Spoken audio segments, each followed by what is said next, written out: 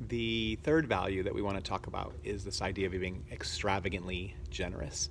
And again, we are kind of gaining our own identity from our perspective on who God is. And it is without question that God is extravagantly generous in all of the ways in which he is, from his very being, from his nature, a giver, giving to those who don't deserve, giving to those who even don't ask, giving to those the things that we need at our very core, as well as all of the gifts above and beyond those basics. And so as we think about being a people and having values that guide and govern us, the idea of extravagant generosity has always been one of our founding principles, one of our guiding values.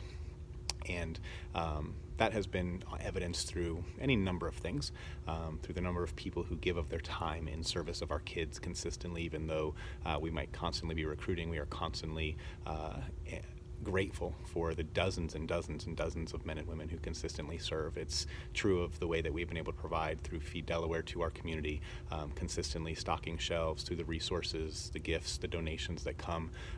It has been in moments of need for the church financially that giving has been a response, the right type of crazy campaign for those of you who were with us years and years and years ago, to a variety of spend initiatives that have helped people orient their time, their talents, and their treasures. So the idea of extravagant generosity is at its core founded in the person that God is, and as he conforms us into his image, it is who we are becoming and who we want to make sure that we are displaying to the world around us, to the world that says keep things tight, keep things closed fist, make sure you have enough for yourself. Our counter to that is give away freely. As you have received freely, so give freely. It is more blessed to give than to receive. Those principles, those brief statements of text, if they are implemented in our lives, free us up from the bondage of materialism and consumerism. And so we want to be generous. And that has been displayed in giving and serving, commitment to being engaged in communities, to our overall budget.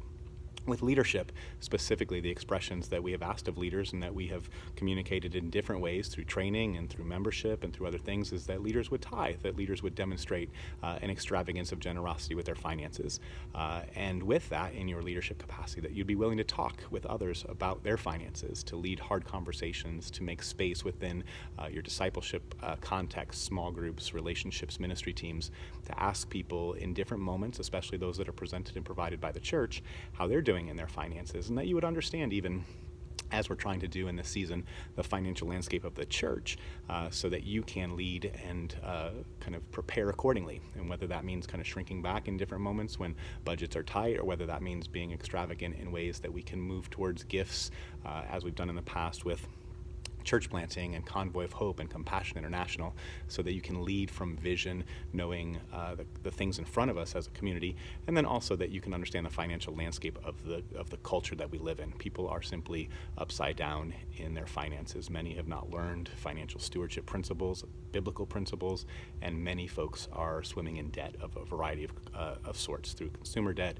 student loans, mortgages, the different things that have come through recession, and the purchase of homes bigger than some of us need and can afford. So the questions we want you to consider that might surface some resistance is, what are your biblical convictions about stewardship, and are you currently living into them? Our hope would be that all leaders have a foundational conviction about what their money is intended for and how they're using it, and our hope would be that you're living into that conviction. Do you tithe? If so, would you be willing to share some of the blessings of a tithe as you have understood them, ways in which you've seen your generosity free you up to experience God in unique ways? And if you're not tithing, would you be willing to discuss your position or your circumstances with a pastor, a leader, develop some places of accountability and conversation so that you can get the tools that you need to understand? Or if your conviction is somehow different around the nature of a tithe and generosity in the scriptures, that we could just at least understand that and process that. Are you comfortable with talking to people? Are you comfortable talking to people about finances? And when was the last time that you talked with somebody about their money, someone in your sphere of influence, someone who trusts you and who sees you as a leader? Have you in any way rationalized a lack of generosity in one area of life because of displays of generosity in other ways? And those kind of questions might stir up for some of us some resistance by ways of provoking curiosity. In what ways do you consider yourself a generous person?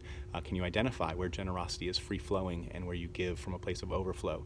What is easy for you to give away, and why do you think that is? And what is hard for you to give away, and why do you think that might be? And then lastly, out of curiosity, do you see money as a utility, or as an instrument of worship? And how would an alternative, or how would a shift in your perspective maybe impact your use of it?